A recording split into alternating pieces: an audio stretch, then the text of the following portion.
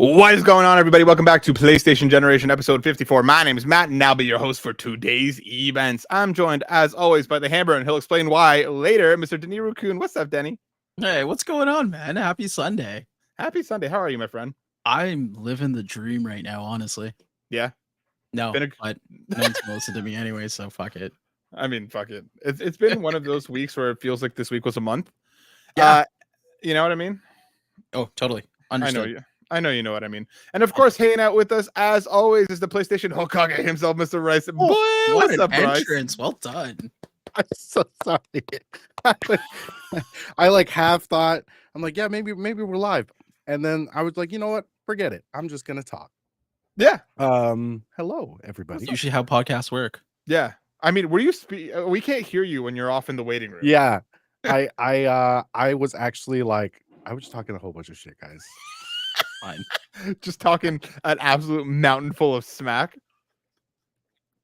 Hey everybody, good to see you. Good How to you see you, doing, Matt. Rice? Good to see you, Denny. You're looking fly as fuck as always, my friend. How are you? Thank you, my guy. I'm doing well. I'm doing well. Well, I'm doing okay. I'll meet you at okay.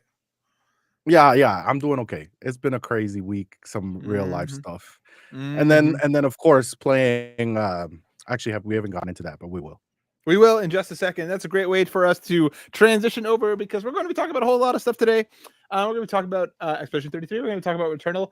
We might talk about GTA. We'll see how we feel. If the thumbnail's any giveaway, then we'll see. But before we do all of that, of course, we have to kick off with a little bit about what we've been up to. And Rice, since you teed us up so nicely, I need to ask, what's been keeping you busy, my friend? Yes. I mean, I have been faithfully playing Assassin's Creed Shadows, doing a very, very slow crawl through that whole thing, doing every side mission, viewpoint, uncovering this whole map. It's a big game. You could spend a lot of hours on it. I'm probably about 120 hours into it. God Almost damn. done. Yeah. So that's like So that's like 1/10 of your time on Dragon's Dogma 2. yeah, exactly. You can finish the story in much less time, but I'm doing every assassination. So if you're playing that game, you know what I mean. And if you all the if you're not, civilians, yeah, it's a good all the Everybody civilians. Yes, every civilian. Desynchronizations I've had because of that. Anyway, Japan go be empty. but I've also modestly spent a modest amount of time on Clair Obscur Expedition 33. And you know what? It's so funny, Denny, when you had messaged or when you had said to me in the call that we had this week that you were like, you didn't tell me about the prologue. No you one guys prepared me for the prologue. No one prepared. No, and there was this moment of just like, oh my gosh. And it's so I cried in the first 30 minutes, bro. So compelling. Yes. And even in that little area where you're celebrating festival and you're kind of walking around and just chatting with people, even the smallest side character in this game is so very compelling to me. And even delivered in just a few lines is this whole kind of origin story for this NPC, and this game is absolutely brilliant. Yeah, so those two games in particular. Did you interact with the trash can? Did you see the glowing trash can? No. I must have missed that. In the prologue, it's very, very like early spoilers and slight spoilers. If you're curious at all and you haven't played it, just skip ahead of like 30 seconds. But in the prologue, there is a glowing trash can. And I remember coming up against it and I was like, this trash can is glowing. And you click on it, just a normal trash can. I was like, all right, bet. So I left. And then I ended up finding online that if you keep talking to that trash can, you find out that there's a man stuck inside and he was just trying to dissuade you to leave. And that's why the trash can was glowing. But you had to interact with it like 7 or 8 times before he finally says something. That's hilarious. Just Denny, what were you just counting? The 30 seconds. The 30 seconds. Oh, I got touche. you. Okay, so Rice, how we feeling about it? Are we still as enamored with it? Tell me thoughts and feelings as you wade your way in. Yeah, man. Listen, like it's a new experience in terms of, I mean, like when you say turn-based combat, you're not expecting at least you're not expecting a lot of like quick time events or real-time events. And I'm really, as someone who is like a very novice player, satisfaction of, properly timing a parry or a dodge, and doing that successfully as the game kind of progresses is so good. And that the mixture between that and also like using your abilities, as well as even just like being able to aim for crit spots. There's a whole bunch of little nuggets here and there that elevates the experience of, let's say, your general RPG turn-based game. So it's really good. Honestly, we talked about it before, but any slight like, qualms that we'll have about the game become non-issues in this it's just so beautifully delivered. So man, I'm having a great time. Such a great time. I'm so happy to hear that, Denny. And I know you also have been waiting in as you messaged us. It's so interesting for me that because I've been so plugged in on this game since the initial reveal. I was so like, what is this concept? What are they doing with this here? So for when you messaged, you're like, y'all didn't tell me about the prologue. I was like, did this guy not watch anything about this game? It's literally the whole setup, which makes me so happy that was something that just completely blindsided you. How are we feeling about the game so far? It's a great game. I love it. It's kind of been on the front of my head for the last week. I've been playing it nonstop. I'm finding a reason to sneak away. Like, I have it installed on my laptop. I have it installed on my PC. I'm finding reasons to just sneak away and get a couple battles in. It is great because it is actually really well done. I haven't really encountered anything overly technical that kind of like disrupt my immersion into the game. But I'm enjoying the turn-based battle a lot because it is probably one of the more interactive turn-based fights that I've seen in a long time. We talked about Final Fantasy, we talked about Lost Odyssey, but one that no one ever talked about is in the old PlayStation throwback here is The Legend of Dragoon, which was very similar in its time-based attacks and parrying and countering and everything. So it hits in the right spots, and yes, it hits in the feels. The music is wonderful. The story is interesting. The music. The music. Like, sometimes I would just leave the title screen on while I go and do stuff because I don't have the time to play. So yeah, no, fantastic game, phenomenal game, and it really just goes to show the talent of that group of people that made it. So I'm loving it. Hell yeah. I'm so happy to hear you're both stoked. And you aren't the only ones that are stoked about it. I'm going to bring in our first news story because the French president calls Clair Obscur Expedition 33 a quote-unquote shining example of French audacity. This is coming from Eurogamer, written by Ed Nightingale. French President Emmanuel Macron has congratulated Sandfall Interactive for its new RPG, Clair Obscur Expedition 33, calling it a shining example of French audacity and creativity. Sandfall's game released last week to widespread acclaim. It hit 500K copies on its first day, grew up to 1 million within 3 days. I think it's even gone past that now, significantly so. 1 million copies into date, one of the best rated games in history. And yes, it's French, Macron wrote in a reply to the studio on Instagram. Congratulations to Sandfall Interactive and all the creators of Expedition 33. You are a shining example of French audacity and creativity. Just awesome. Just awesome. Let's go. Like, way to get shouted out by your president, just being like, that's flowers, man. Flowers you deserve too. That is flowers. And I saw the Balatro account being like, at Mark Carney, you could do we're right here, because of course Balatro made by a Canadian developer.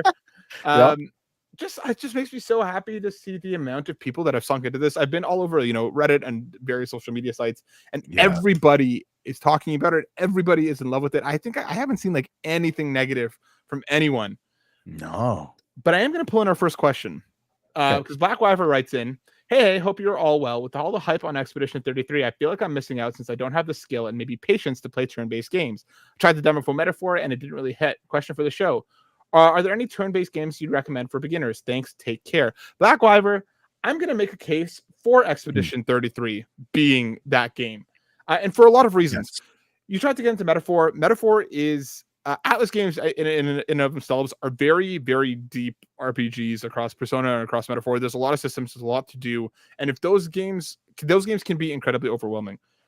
Expedition 33 has an incredibly active turn-based system, so even if you're not one for turn-based games, you're doing so much in the moment-to-moment gameplay that you're not just sitting there, press a button, wait for the attack animation to play out, wait for the enemy to hit, and then you come back. You're actively participating in every part of it. And I'm not a gamer that, you know, I'm not a FromSoft person. I'm not one that's ultra, you know, on ultra difficulty. And playing on standard difficulty, I learned the ebb and flow of this game well enough that I was able to finish it. And, you know, there were some challenging fights and stuff, but there's an easy mode that's there. This game is not long. You can finish it in 30-ish to 40 hours. So like most JRPGs or RPGs are going to take you 50, 80 to 100 hours. The gear and the inventory and the loot isn't overwhelming. All the systems come together in a way that like the narrative hook is strong. I would actually tell you to play Expedition 33. And if that gets you, then there's a pathway into some of the other games. But I feel like if it's the, you know, rigid turn-based, which I know isn't for everyone, personally love it, but it's not for everyone. If that's what kept you away from Metaphor, or whether it be the art style or anything else, I think Expedition 33 should be that first RPG, because I think, or not first RPG, but like an RPG that you can kind of invest your time into it, because it checks a lot of the boxes for folks who aren't super into the genre. And that's why I think you should check that out. Yes. Denny, any other recommendations?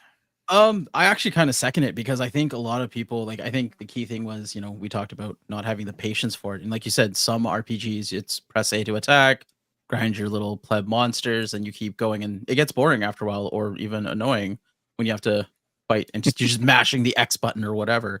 I think the best thing about this is it is such an interactive you know, approach to turn-based games, that, you know, you don't just feel like you're selecting attack. Like, even if you are selecting attack, it's because you're building strategy to get more AP, so you can pull off those cooler moves, or you have to, you know, really figure out what's better. Is it you're having trouble, you know, parrying? Like, is it better for you to just dodge so you're not taking that damage? Just, you're very, very, very engaged in the battle. So I think it's a great intro into turn-based games.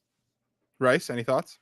Yeah, I'm gonna keep echoing this, because Expedition 33 also provides this experience that even seasoned RPG players and gamers will find something incredibly new with it. And so it also adds so much visually. A lot of RPGs that I have played, art style is you know, worlds different, and that's not a bad or a good thing. It's sometimes it's really just a preference of what you like. And so Expedition 33 could be this kind of you know, realism art style that you will enjoy visually. Plus the story is just so compelling right off the beginning. You will be drawn to these characters. One other one that I will mention is Persona 5. For a lot of other reasons. Like, I'm a big anime guy. JRPGs are my alley. But if you're a lover of music, Persona 5 soundtrack is just like absolute banger straight through, and you'll just enjoy. Even going into the freaking pause menu screen, the flourish, the flash, the music, all of it. Those two I would highly recommend. I'm also going to shout out Yakuza Like a Dragon. Even if you haven't played the other Yakuza games, Like a Dragon is kind of that jump on point where they did switch to turn-based. It is wacky, it is ridiculous, but the story, like the core story, is very heartfelt, very, very well done. It does have a lot of that very Japanese, very RGG, the developers of the game, ridiculousness to a lot of the side content. So there's enough there that I feel like you could resonate with if that style of humor is something that you enjoy. Intentionally wacky. Exactly. Intentionally wacky with like really really serious but heartfelt, you know, core narrative. There's a lot there that you could dive into. But let us know Backfiver, if you're going to check out Expedition 33. Let us know if you're going to dive into something else. But I feel like between Persona, Like a Dragon, and of course Expedition 33, I think you have some interesting choices there to kind of get you started. Let's talk about also let me just round out by saying I've been playing more Days Gone. It continues to be fine. Okay. It's still not like entirely grabbing me, but like I am coming back to it. It's not like, you know, sitting first slot in my mind, but it's there enough that I'm like, all right, like I'll keep going for now. I think it has been getting better the more time that I've spent with it, but again, I'm looking at it like a CW show, and that, like, I'm not taking it seriously. Right. And that is causing CW show. We shouted out Riverdale last time. I think I'm going to stay with that. Right. Or like if CW did Sons of Anarchy, like that, or like, you know, or The Walking Dead, like that's kind of where you're at with either one of those things. It looks pretty. Like I do think the graphics are well done outside of character models. I still think they're friggin' ugly. But like the fog and the lighting and everything, like all the environmental changes that they've added and done, it does look good. It's not gonna be for everyone. I don't even know if it's for me, but for now I'm gonna keep trucking along with it and seeing where it takes me. Guys, we had a state of play this week. For anybody that I didn't actually get to watch it. I did not watch it either. Shit. I didn't watch it on purpose. Because this was a Borderlands 4 state of play. For whatever reason, PlayStation said Borderlands is coming back, and we want to do a state of play on it. Given a very much vibes like that time where they did a Suicide Squad Kill the Justice League state of play. It just feels weird to me when PlayStation does these third-party state of plays. Like this game isn't exclusive. There's nothing about it that's like. It just feels to me like Gearbox using the platform, but do you?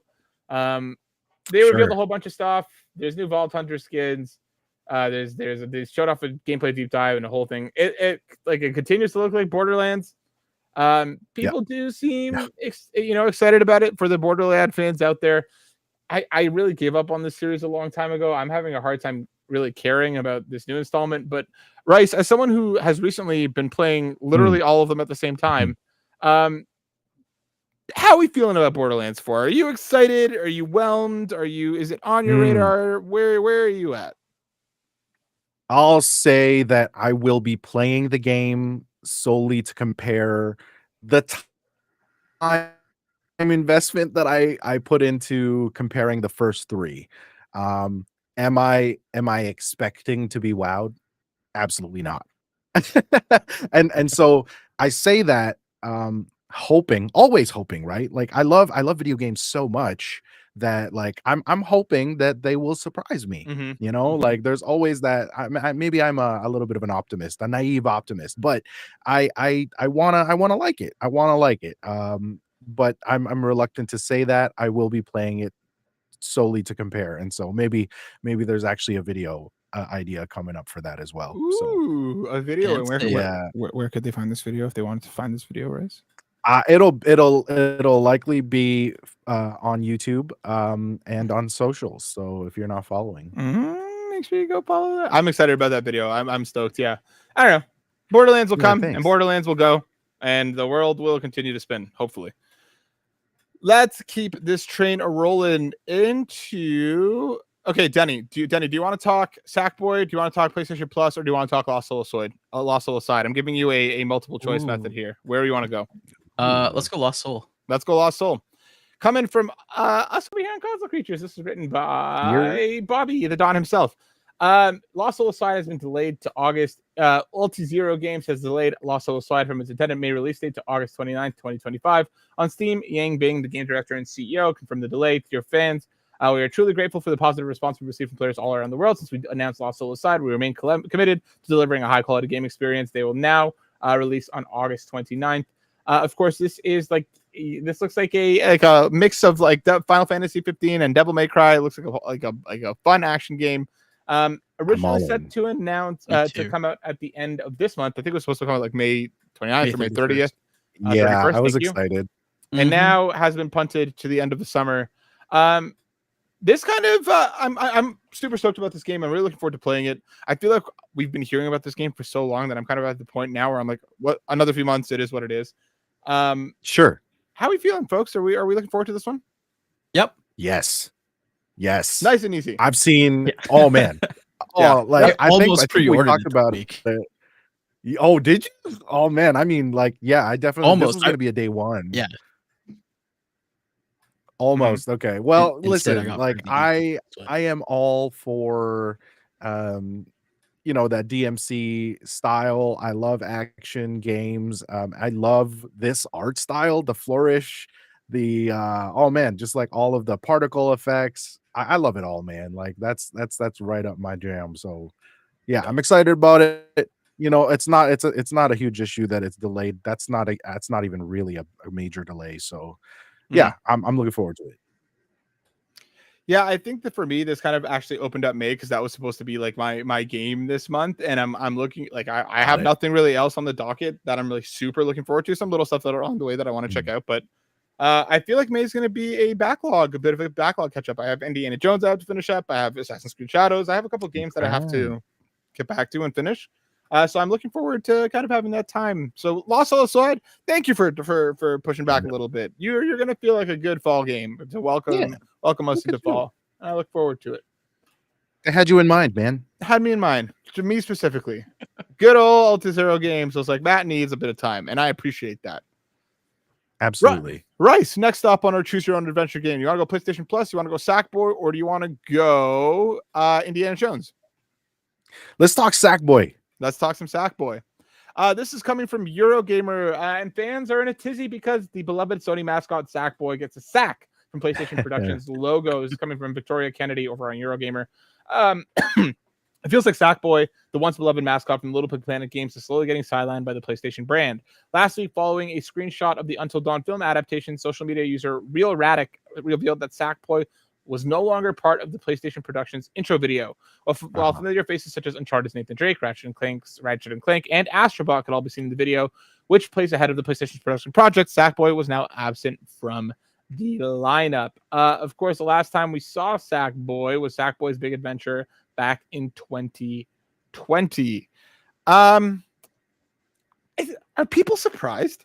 I kind of hate to be this guy, why? but like Little Big Planet's been dead. Sackboy's Big Adventure, I loved it.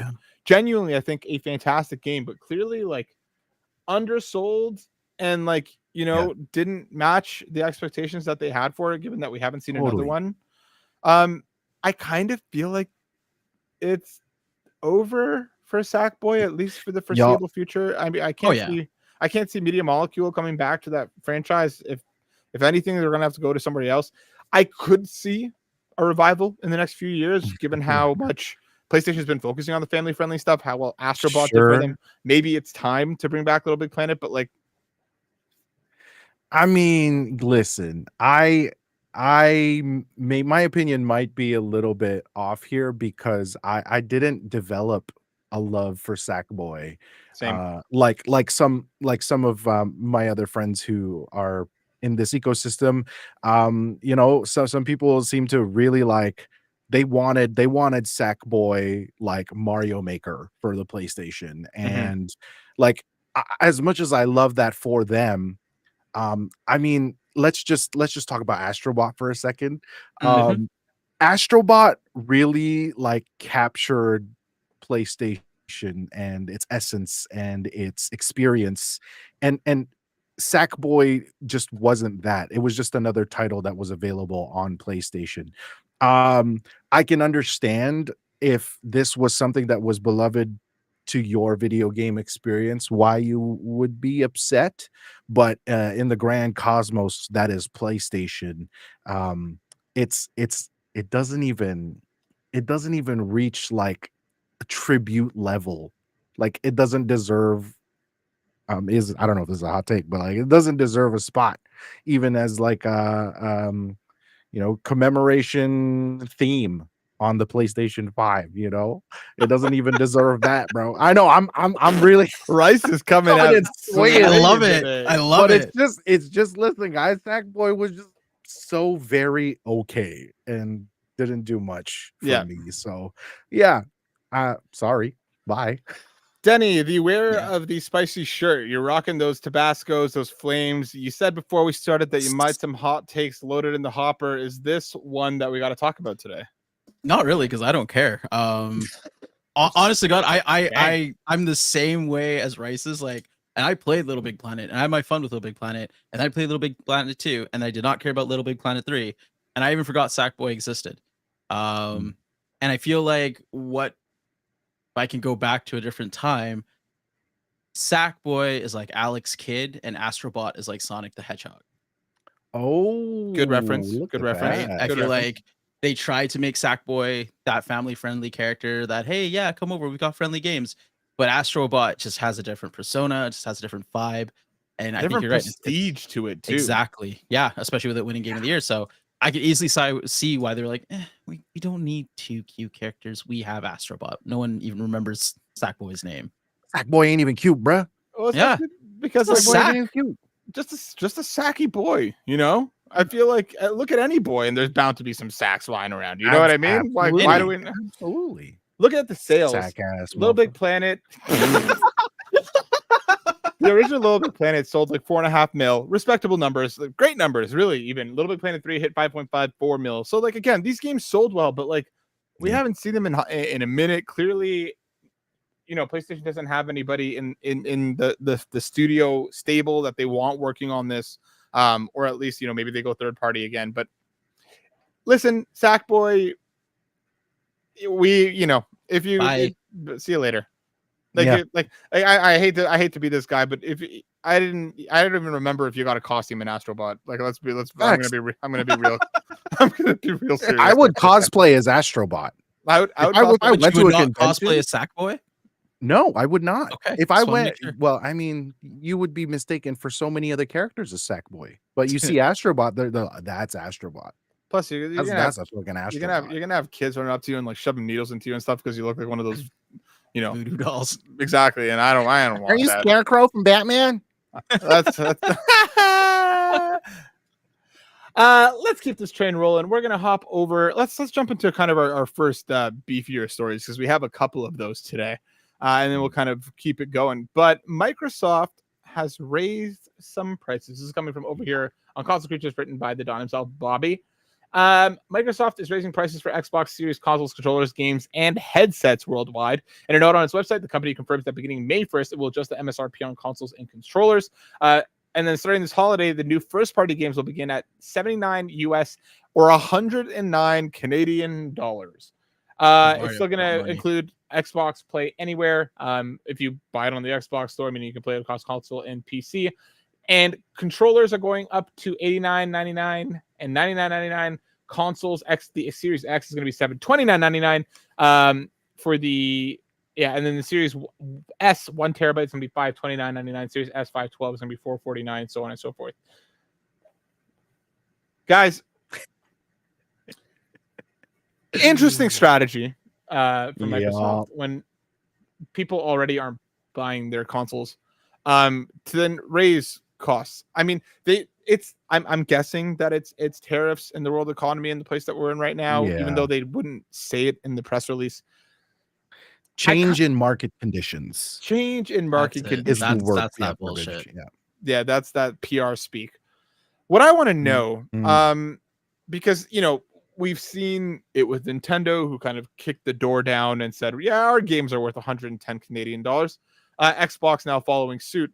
I feel like it's a matter of when and not if when it comes to PlayStation land. And in terms of just the, you know, for the comparison's sake, the highest tier Series X is now more expensive than a PlayStation 5 Pro. Let that sink in. But I kind of feel like, again, if things continue the way that they are, which I would be shocked if we got some miraculous turn in the next couple of days that course corrects and reverses back us to greener pastures. When is PlayStation going to move? And Denny, I'm going to ask you first. What do you think is in the cards here for PlayStation? Well, correct me if I'm wrong. Didn't Sony also just increase the cost of their consoles like last week?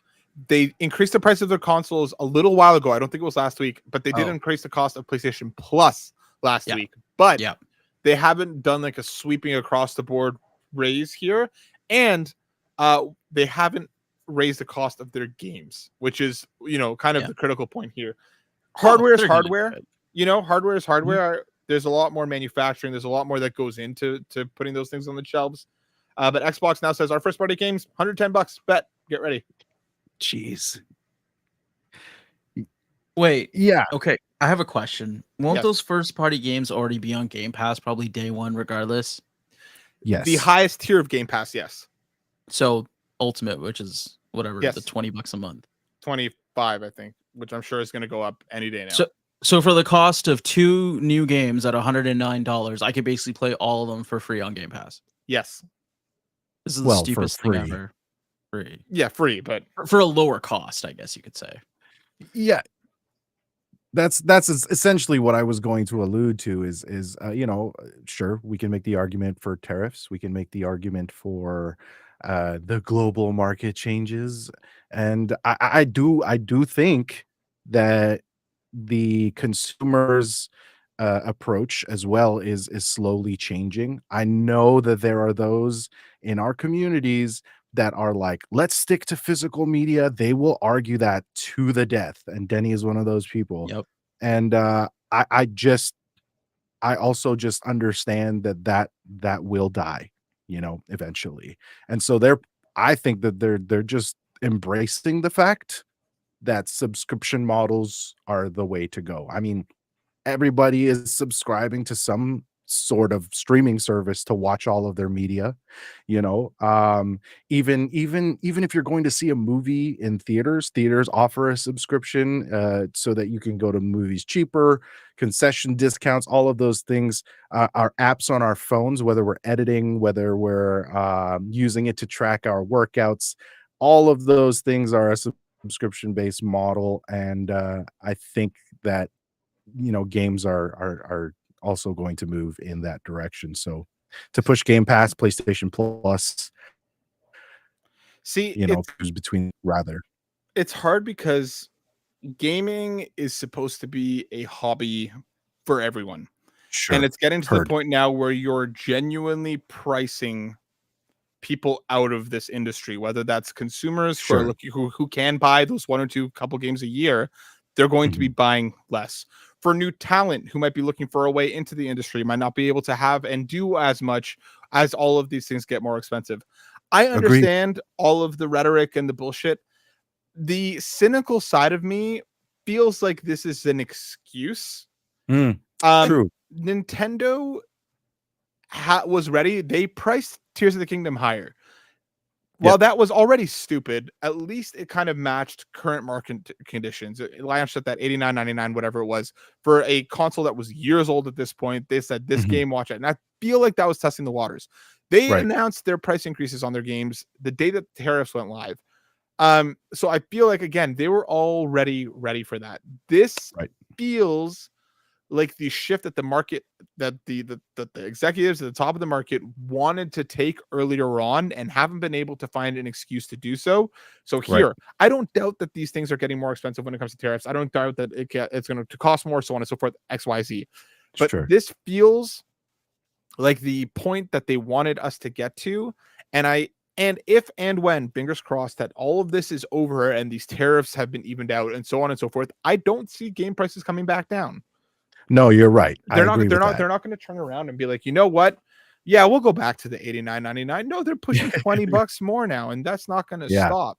So it's unfortunate and it's sad because so many people aren't going to be able to take part in this industry the way that they have, if at all, because the world sucks and money's hard, and you're going to choose food on the table over $110 game. Yep. Now, right. So your point about streaming services, Game Pass and Plus have plateaued for the last number of years. They haven't seen significant growth. Xbox saw a bit of a spike when, in the last couple months because of the acquisition stuff, and they started to put Call of Duty on and so on and so forth. So they saw a bump. And at the very least, what I will say is Xbox, if you can afford Ultimate, still is the best way to go, because then at least you're still able to play the new games when they come out. They will be there. If you're looking into basically the cost of two new full price games in a year, you're pretty much spending as much as you would. PlayStation does not offer that same value when it comes to Plus. It just doesn't. I'm sorry. Plus 100%. Is a great service. There's a lot there. There's so many fantastic indies that do launch day and date into the service, but their first party titles do not. So you end up starting to really kind of count what you can, because if you want the Marvel's Wolverine, what are you? You're waiting. Go? You're waiting. Yep. You got to buy it day one. And the fact is that indies are going to look more and more enticing when you have some of the biggest games. And Jason Schreier put out a skeet going around that made the rounds, because it's like the top rated games this year. Expedition 33 is a budget title. Blueprints is an indie. Split Fiction is a budget title. All of Astrobot last year, the game of the year, was a budget title. The industry is screaming, this is what we want. This is what works. And this is what resonates with people. And the executives are like, You want more expensive games? All right, bet. We got you guys. It just sucks. And when I think about PlayStation, there is no way that these things don't change in this ecosystem. It's just a matter of time. In my opinion, the way you play this, you've already have Death Stranding 2 coming out in a couple months. You just announced Yote. You've priced both of those already. Let those lie. Even Xbox's price changes aren't taking effect on its games until this holiday.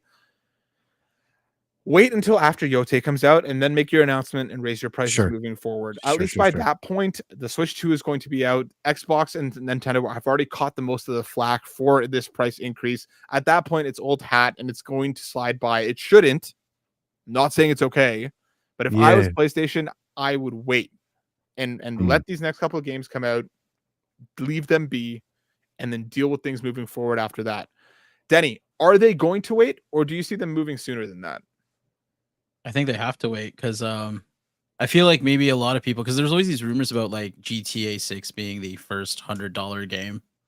And I think now I think they're gonna have to wait till after the holiday, because you're right. I looked at the Ghost of Yote because I think you're right. Pre-order just came out recently. They announced the pricing. It's still standard. It's $89.99, which is good. Mm-hmm. I think it'd be really shitty if they turned around and in a couple months were like, well, if you didn't pre-order, now you got to pay like $109. Oh well, yeah. You know, kind of like that reverse early adoption fee.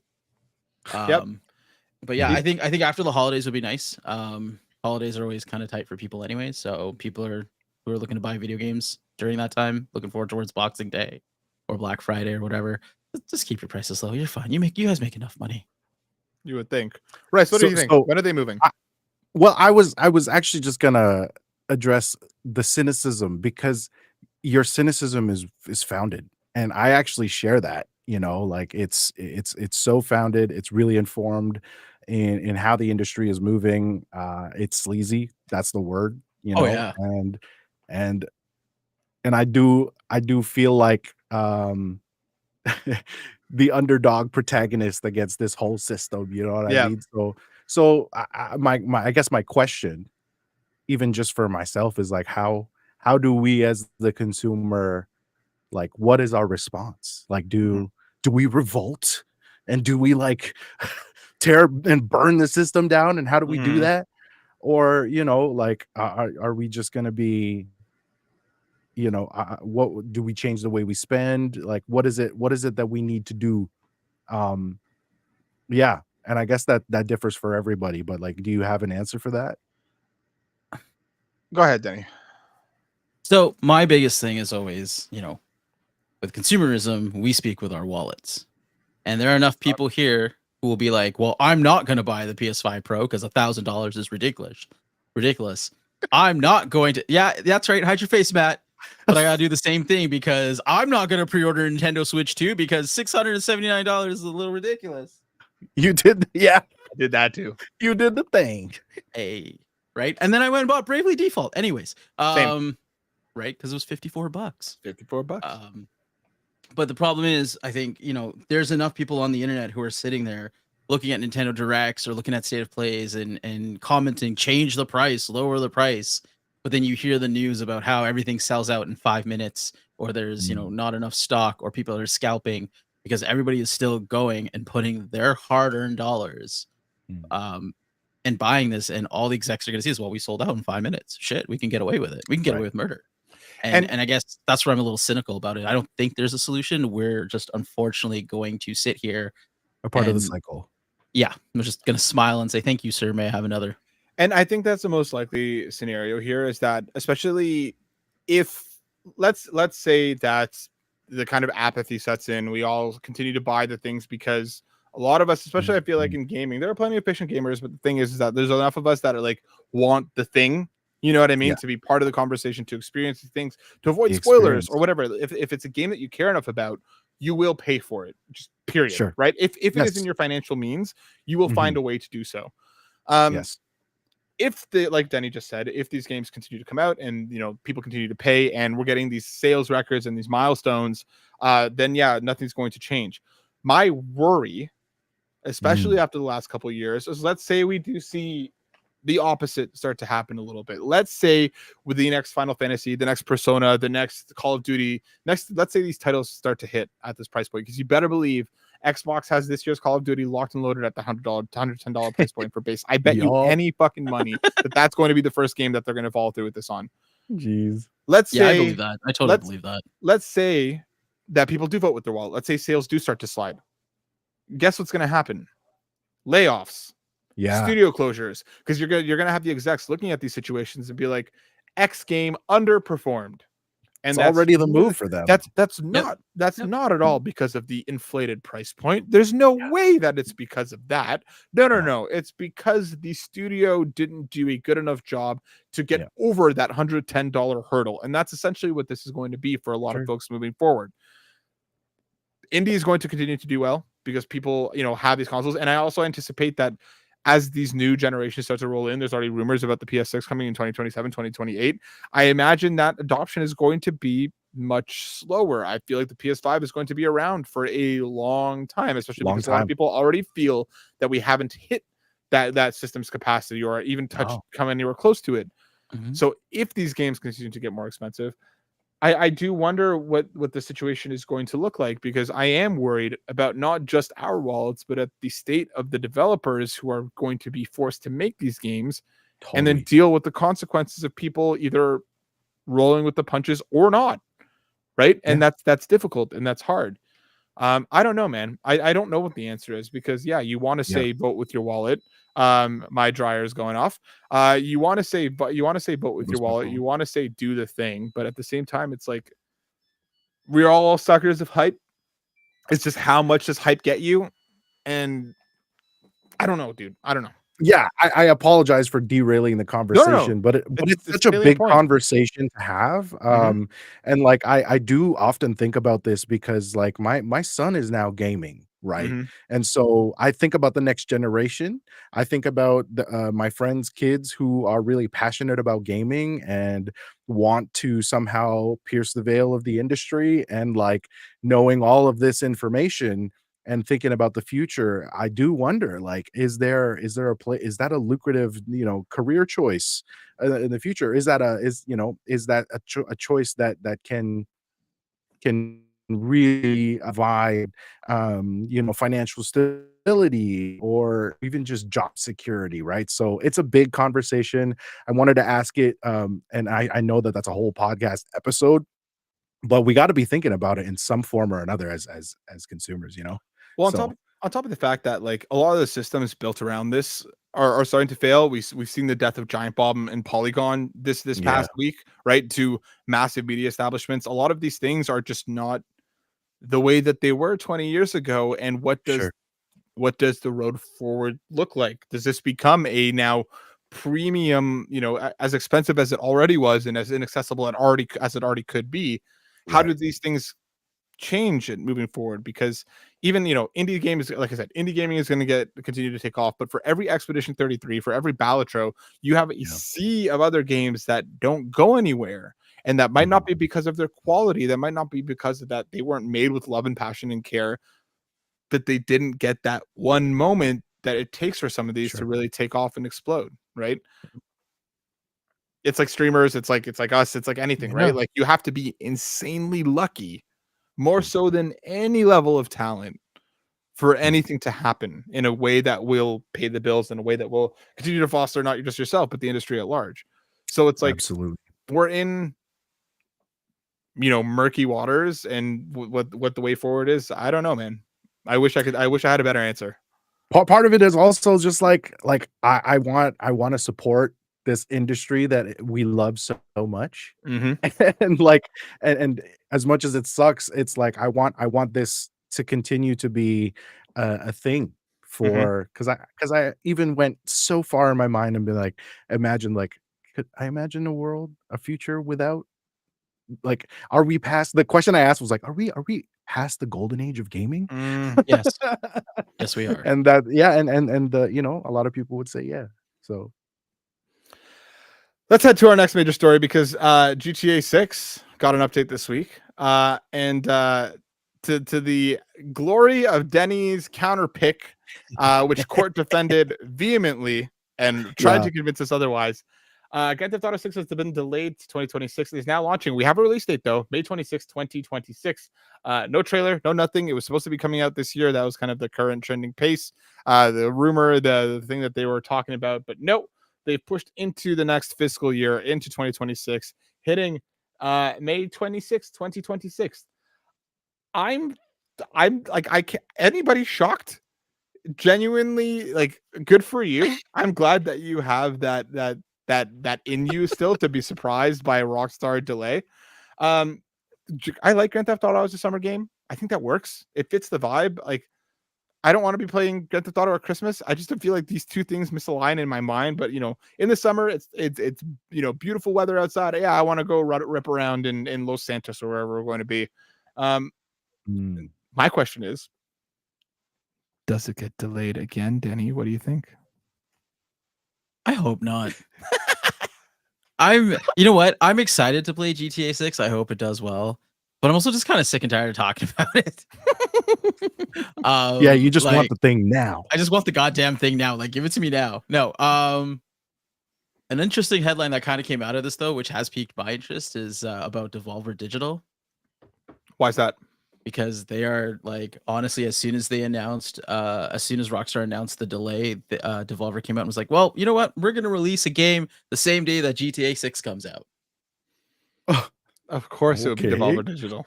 Right? Of course it would be Devolver Digital.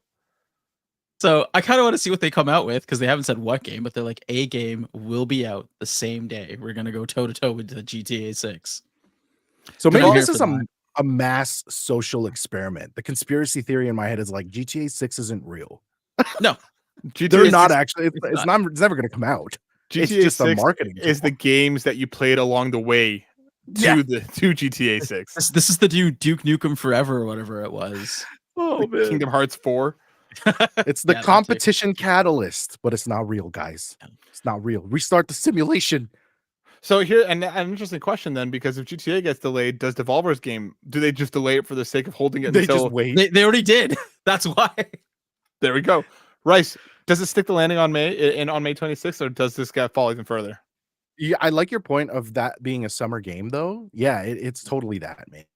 It's totally that. The vibes are all there. Time, I want to be, as much as people like the cheerfulness of the holidays, sometimes it's nice to consume something like really depressing and sad. Yeah, my favorite like Christmas movie, really... Schindler's List.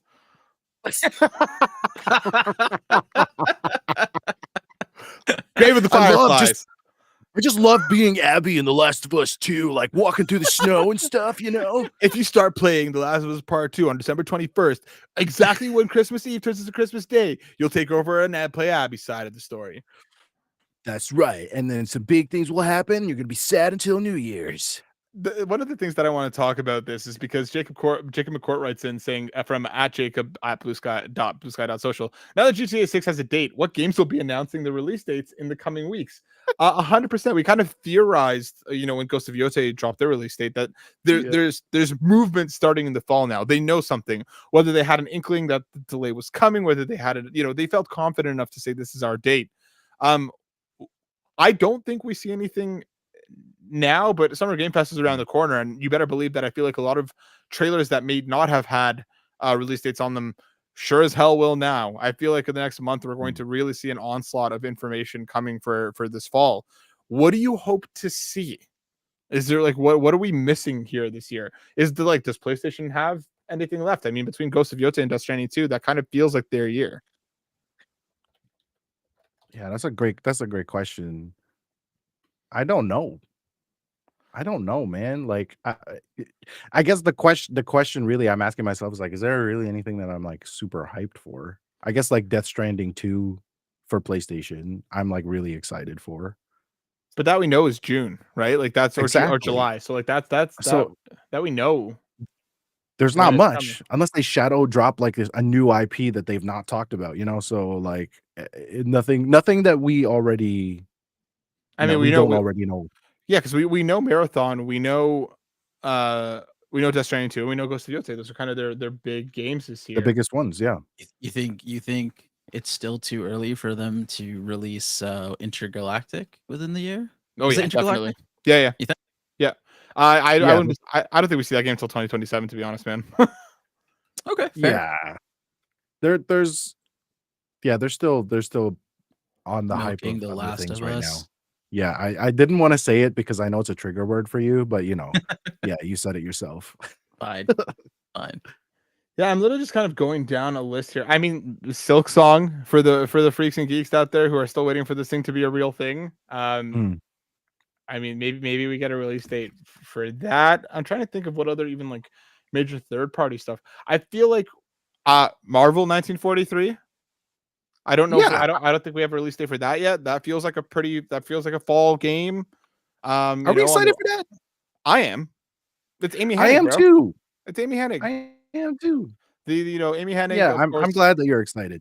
Of Uncharted's fame and everything. She's doing a 1940s Captain America Black Panther game. I'm seated, dude. Day one. Sick. Metroid Prime, we'll probably find out about, not a PlayStation game, but I feel like there's a lot of games that I think are Ninja Gaiden 4 recently revealed and supposed Yeah, to true. If we're not limiting it to PlayStation, yeah, definitely a lot of other things, especially for the Switch too. Yeah, I feel like they're gonna start talking. That Summer Direct is going to hit hard and fast because we know what the summer is, but we don't know really anything past that. In terms of like, I feel like PlayStation's kind of already gotten ahead of the game here and kind of talked about what they have left. I don't really know if they have anything surprising, at least nothing that's going to be very big. PlayStation 6.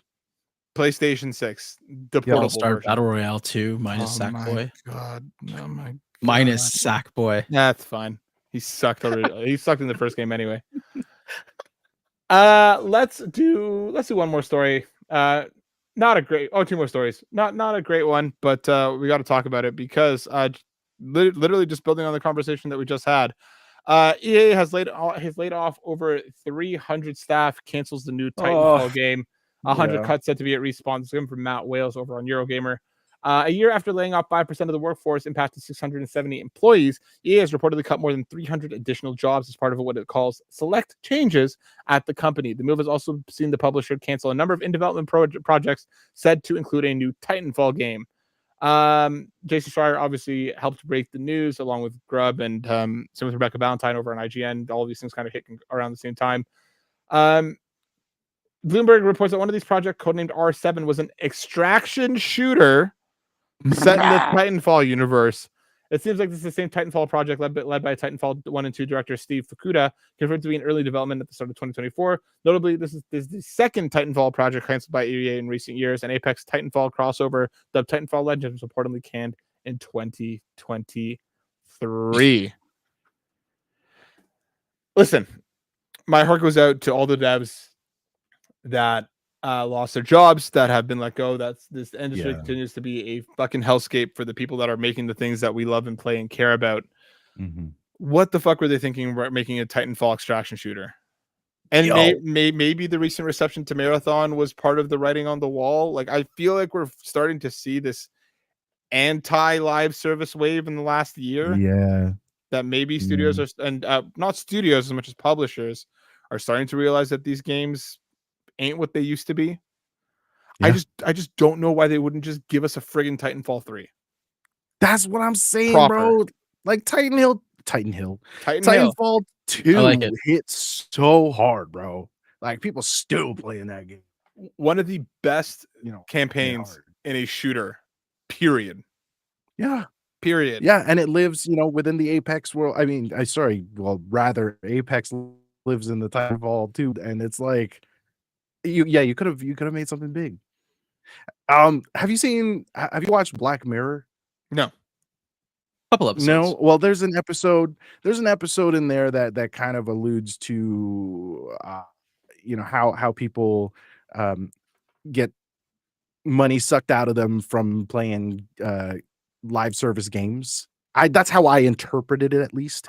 But I feel like the protagonists kind of call bullshit on that model, because it's like, you just want us to drone into this game and lifelessly play it. It becomes like a job at that point. You know what I mean? It's a chore. Yeah. Right. And it's no longer this like beautiful, whimsical experience that we once had with games. And so like, yeah, so a lot of us are just like, nah, that's not what I want, bro. But like why would you do that in EA? Come on. Like, yeah, and again, it sucks that people be losing their jobs because of this basically just stupid approach. It's total mismanagement. Yeah, man. Like you have Respawn and like the Star Wars team, I think was hit too. The makers of the Jedi series. Like, how are you fumbling these IPs? Yes, You know, big.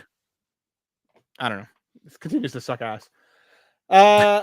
Let's do one more quick story before we round out with a couple of questions. This is coming from the PlayStation blog. Let's end on a bit of a happier note, kind of. Coming from the PlayStation blog, we got our PlayStation Plus monthly games for May. We are getting Ark Survival, Ascended, Balatro, and Warhammer 40k Bolt Gun. PS5 version of Ark, Balatro hitting across PS5 and PS4, and Bolt Gun hitting across both. Denny, how are we feeling about this month's essentials? They're not bad. I think Balatro might be the outlier here. That'll be really fun to let people play. We haven't had a chance to get to it yet. That's about it for me. I mean, not a big fan of multi-award winning Balatro as well. Yeah. Bryce, how are we feeling? Yeah, I mean, like I'm gonna be in there. I have some people that are like really big into Ark. I've actually never tried an Ark game, so I don't know. Maybe I'll jump in, give it a go. It's not my like typical genre, but I did enjoy like the gameplay that I saw. But I think that's kind of a win for people who want to get together in game. You know what I mean? But yeah, it's okay. I'm pretty sure that like this is not even the Ark that a lot of people love. I might be making this up, but I feel like there's something about this version of the game that like isn't up to parity to its PC counterpart. I might be wrong. And I feel like we've gotten Ark to some effect in PlayStation Plus before, but maybe I'm full of shit. Balatro. Sorry, go ahead, Denny. No, I was gonna say like there's two Arks. Like this is the second one, right? Survival Ascended versus Survival Evolved. Oh, is that it? I think so. Yeah, because the original one's like a 2017 know about game. Ark. Yeah, I know nothing about this game other than dinosaurs. Yeah, dinosaurs. Yep. But Balatro rules. A lot of people are going to fall in love with this and have hours and hours of their life disappear. I've heard really fun things about Warhammer 40k Bolt Gun. It's like a boomer shooter where you just kind of like run and gun and just shoot shit as you do. Like apparently it's supposed to be a lot of fun. Just kind of like just turn off your mind and mow through enemies as you run through these levels. So for anybody who's looking for just kind of a boomer shooter that's just all about the vibes, I'm probably going to check this one out. It's one that I kind of always side-eyed, but never really wanted to make the investment on because I don't know if it's a game for me. But I'm excited to kind of give it a go. Apparently it's supposed to be fun.